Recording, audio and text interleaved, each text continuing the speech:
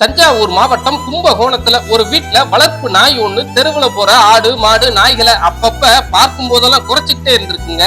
அப்ப ஏதும் அதோட எதிரி நாய் எதையும் பார்த்துச்சான்னு தெரியல. கோபத்துல அந்த நாய் கூட சண்டை போட போய் குறுக்க இருந்த கதவோட கம்பு இடைவெளிக்குள்ள தலையை விட்டு சிக்கி இருந்திருக்குங்க. நாயோட உரிமையாளரும் நாயோட தலையை எப்படியாவது வெளியே உருவி எடுத்துடணும்னு முயற்சி பண்ணி பார்த்திருக்காரு. ஆனா முடியலங்க. ஒரு கட்டத்துல நாய் சிரமப்படுறத பார்க்க முடியாம உடனே நமக்கு தகவல் கொடுக்க எங்களோட கும்பகோணம் மீட்பு குழு கிளம்பி போனாங்க. எப்பவுமே நம்ம வீரர்கள் ஒரு இடத்துக்கு போய் ஒரு உயிரை காப்பாற்ற போறாங்கன்னா முடிந்த அளவு அந்த உயிருக்கும் அந்த பொருளுக்கும் எந்த ஒரு சேதாரமும் ஏற்பட்ட கூடாதுங்கிறதுல மிக கவனமா இருப்பாங்க.